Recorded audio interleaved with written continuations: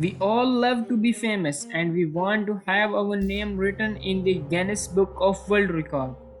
But to make yourself famous, the hardships you have faced to achieve your goals remain covered.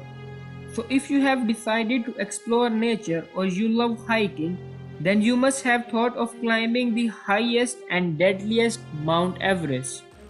But before starting your journey, stay tuned to Gateway to Knowledge to know what happens to your body in Mount Everest death zone.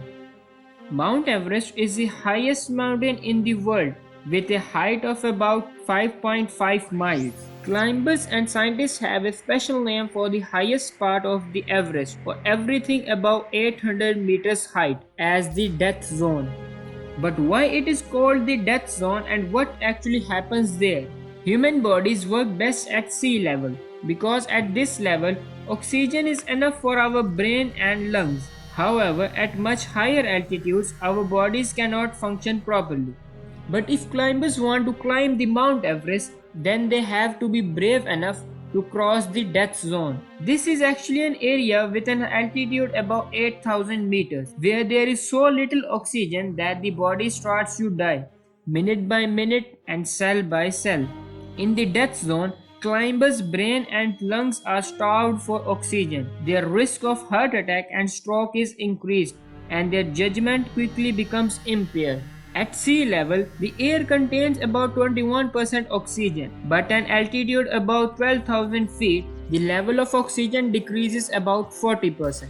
5 miles above the sea level, the air has so little oxygen in it that even with supplementary air tanks, it can feel like running on a treadmill and breathing through a straw. A lack of oxygen results in hazardous effects. When the amount of oxygen in your body falls below a certain level, your heart rate increases up to 140 beats per minute, increasing your risk of heart attack. Climbers have to give their bodies time to acclimate to the lung-crushing condition in the Himalayas before attempting to climb Everest. The Everest Base Camp, which is higher than nearly every mountain in the Europe, goes on a few thousand feet high with each successive trip before making a push for the top on the Mount Everest. Over the course of those weeks at high altitudes, the body starts to make more hemoglobin in order to compensate. But too much hemoglobin can thicken your blood, making it harder for the heart to pump blood around your body.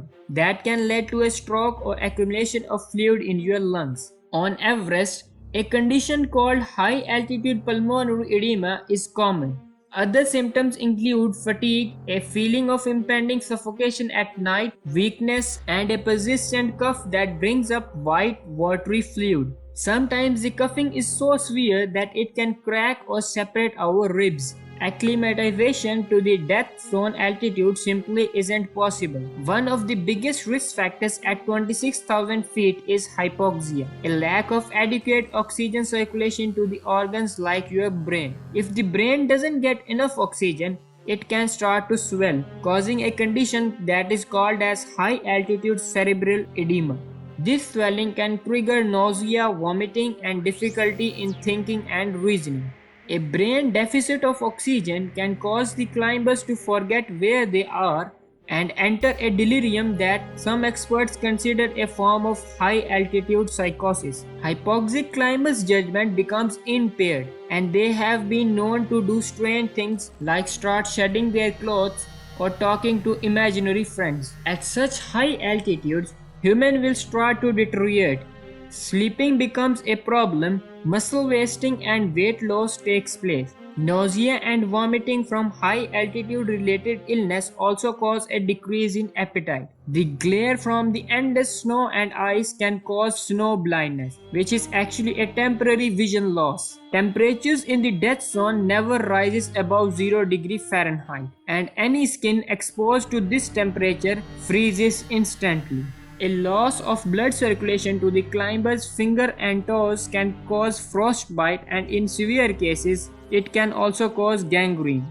All this physical weakening and impaired vision can lead to an accidental fall. Climbing in the death zone is a living hell.